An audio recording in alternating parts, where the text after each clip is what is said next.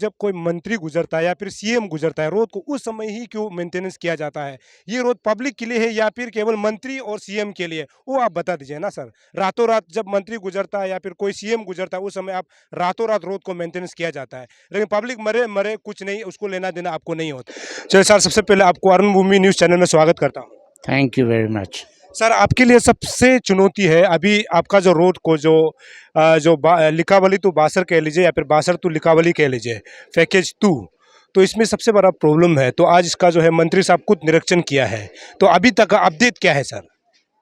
ये रोड 2000 से 2021 में दोबारा अवार्ड किया गया था। पहले टीके इंजीनियरिंग के पास था, तो उनके शो प्रोग्रेस के कारण हम लोगों ने उनको टर्मिनेट किया और उनके जाने के बाद टेंडर हुआ।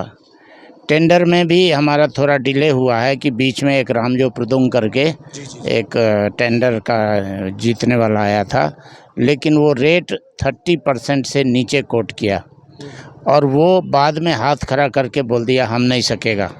फिर हमको री टेंडर करना पड़ा, जिसमें हमारा 1 साल खराब हो गया। और 1 साल बहुत बड़ा समय होता है, क्योंकि कोई भी टेंडर एक्सेप्ट करने वाला officer technically and administratively and financially तीनों चीज़ में कहीं भी कोई कमी होने से एक्सेप्ट नहीं करेगा। तो अभी एमवी सत्यनारायणा आए हैं और हम लोग जब से ये आए हैं दिन रात एक करके काम कर रहे हैं। और अभी हमारा पीएमयू बसर में पहले कर्नल गोयराला साहब पीएम का इंचार्ज थे।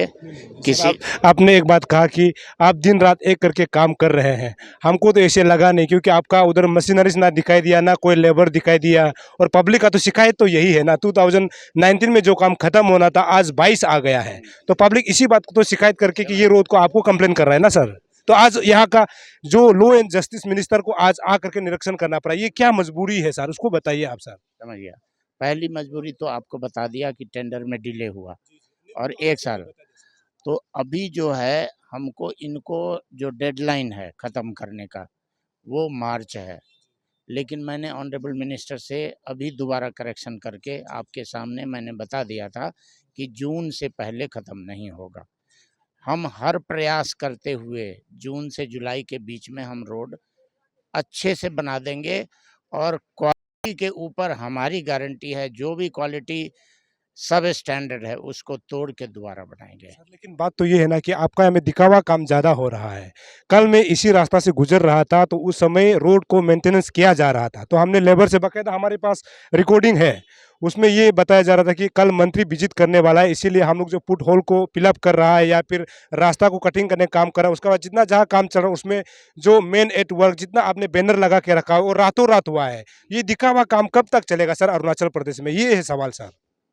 ठीक है, हमारा ऐसा है, कहीं भी प्रदेश के किसी प्रदेश में कहीं भी कोई ऑनरेबल आते हैं तो उसके लिए कुछ स्पेशल तैयारी की जाती है। आप ऐसा नहीं कह सकते कि ये आपके अरुणाचल प्रदेश इसका मतलब मंत्री के लिए सिर्फ बनाया जाता है, जनता के लिए नहीं सर। मैं आपके इस बात से सहमत बिल्कुल नहीं हूँ। मतलब मंत्री के लिए बनाया जाता है? नहीं, रोड पब्लिक के लिए बनाया जाता है और वो पब्लिक के रिप्रेजेंटेटिव हैं, तो उनके लिए थोड़ी विशेष तैयारी होती है, लेकिन रोड पब्लिक के लिए बनता है। और आपके इस बात से मैं कतई सहमत नहीं हूँ कि रोड जो है उनके लिए, रोड एक दिन और एक रात में नहीं बनता, रोड बनने में सालों साल लग जाता है। तो आपको ऐसा लग रहा है कि हम गड्ढा फिल करके एक दिन में कर दिए, लेकिन वो सुन लीजिए मेरी बात, सुन लीजिए। कोई भी काम जो गड्ढा फिल करने का है वो केवल एक समझिए कि एडमिनिस्ट्रेटिवली रोड को ठीक किया गया है, लेकिन वो रोड ठीक नहीं है। हम जो टेक्निकल ग्राउंड पर रोड बनाते हैं उस बनाने में 2 से ढाई साल लग ही जाता है और हम सतत प्रयास कर रहे हैं। अभी 1 साल गुजर गया। सर, उस बात को मैं नकार नहीं रहा हूँ, आपका इस बात को मैं नकार रहा हूँ कि जब कोई मंत्री गुजरता है या फिर सीएम गुजरता है रोड को उस समय ही क्यों मेंटेनेंस किया जाता है? ये रोड पब्लिक के लिए है या फिर केवल मंत्री और सीएम के लिए, वो आप बता दीजिए ना सर। रातों रात जब मंत्री गुजरता है या फिर कोई सीएम गुजरता है उस समय आप रातों रात रोड को मेंटेनेंस किया जाता है, लेकिन पब्लिक मरे मरे कुछ नहीं, उसको लेना देना आपको नहीं होता है सर। ऐसा क्यों, ये सवाल है सर। ऐसी बात नहीं है। हम आज तक इस रोड पर मैं पिछले 4 सालों से हूँ, कोई ऐसा एक्सीडेंट नहीं हुआ, ऐसी कोई दुर्घटना नहीं हुई। इसका मतलब रोड इज़ सेफ्टी के पॉइंट ऑफ व्यू से चल रहा है। लेकिन हाँ, आपका जो कहना है जब मंत्री आते हैं, तो हम लोग थोड़ा एक्स्ट्रा तैयारी करते हैं। इसका मतलब ये नहीं है कि हम मंत्री के लिए कर रहे हैं, जनता के लिए भी तैयारी करते हैं। कहीं कोई बड़ा स्लाइड आ गया, यहीं पर 34 में जो स्लाइड आया था, वो न स्लाइड कम से कम 4 दिन बंद रहता रोड, लेकिन हम लोगों ने रात दिन प्रयास करके उसको 36 आवर्स में खोल दिया। ईगो ब्रिज जब टूटा था, तो उसको भी हमने रात दिन करके खोला। तो ये पब्लिक के लिए खोला जाता है, ना कि मंत्री के लिए। लेकिन हाँ, मंत्री का कहना और उनका दिशा निर्देश भी हमारे लिए गाइडलाइंस होता है, और हम उसको कोशिश करते हैं अक्षरशः फॉलो करने का। सर आज जो पैकेज 2 की जब हम बात करते हैं, आपका उसमें मशीनरीज बहुत कम दिखाई दे रहा है। तो मशीनरीज को मूवमेंट करके यहाँ पहुँचने के लिए हमको लगता है कि 1 महीना का समय लग जाएगा, क्योंकि मशीनरीज ना के बराबर है आपकी, इसको आपको मानना पड़ेगा। लेकिन आपने मंत्री साहब को जुलाई तक बनने का आपने ऑलरेडी आश्वासन दिया हुआ है। तो आप पब्लिक को आश्वासन देना चाहता है कि जुलाई तक नहीं बनता है, तो एनएचआई, डीसीएल उस पर क्या कहेंगे आने वाला समय में? बिल्कुल, जुलाई और अभी के बीच में तकरीबन 8 महीने का समय है, और मैं आपको विश्वास दिलाता हूं कि बचा हुआ काम 4 महीने से ज़्यादा नहीं है। अगर आपके हिसाब से जो बोला वाला बात है कि मशीनरी कम है, मैं भी इस बात को स्वीकार करता हूं कि मशीनरी कम है, खासकर डंपर। हमारे पास 2 मोटर ग्रेडर है, बाकी मशीनरी है, 3 एचएमपी है।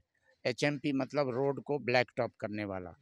तो अगर तीनों मशीनरी एक साथ काम करेगा, तो हम समझते हैं 1 किलोमीटर रोड हम per day black topping DVM कर सकते हैं। तो आपके हिसाब से जो नहीं दिखा, वो इसलिए कि आज बहुत हैवी ट्रैफिक है, कल भी बहुत हैवी ट्रैफिक रहेगा, और 8 तारीख को बॉस्कॉन जब ख़त्म हो रहा है, तो 500 गाड़ियाँ उधर से रिटर्न होगी। तो जनता की सेफ्टी के लिए अभी हमने ज़्यादा काम नहीं कर रहे हैं, इसलिए मशीनरी आपको नहीं दिखी। लेकिन मशीनरी है, हमारे पास सारे मशीनरी कैंप में लगे हैं। एक चीज़ की कमी है, जो कि है डंपर।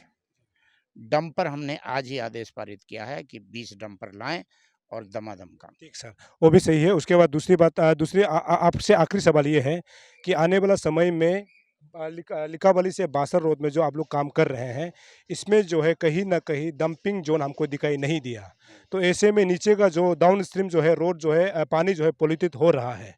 तो इसका ज़िम्मेदार कौन लेगा आने वाला समय में? आ, जितना भी डंपिंग हुआ है, चाहे पैकेज 1 में हो या 2 में हो या 3 में हो, हमने उसी जगह डंपिंग किया है जो रिवर या नाला को पॉल्यूट ना करे।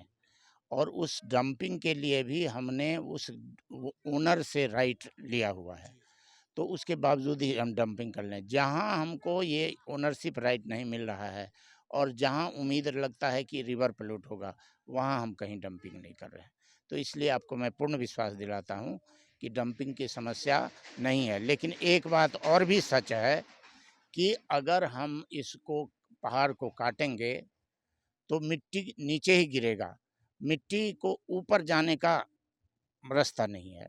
तो पहाड़ काटने से अगर हम डंप इधर-उधर भी कर रहे हैं, तो मिट्टी नीचे ही गिरेगा, चाहे अपना मर्जी से गिरे, चाहे डंपर से गिराया जाए। तो मिट्टी गिराने सर के लिए सर वो तो रास्ता रखना सर पड़ेगा। वो तो गिरेगा ठीक है ना, लेकिन आपका तो सीधा काट के सीधा गिराया जा रहा है ना, उसके लिए आपके पास जवाब है क्या सर? उसके लिए मैंने आपको बताया, उसके लिए हमारे पास मैक्सिमम जगह फॉरेस्ट डिपार्टमेंट का परमिशन है, और ओनर का हमने एनओसी लिया हुआ है। चाहे पैसा देके, चाहे उनको लड़का को नौकरी देके, चाहे उससे कंसेंट लेके, सबके रिटर्न प्रूफ हैं जहाँ डंपिंग हो रही है। चलिए सर, हमसे बात करने के लिए बहुत-बहुत शुक्रिया। Thank you very much.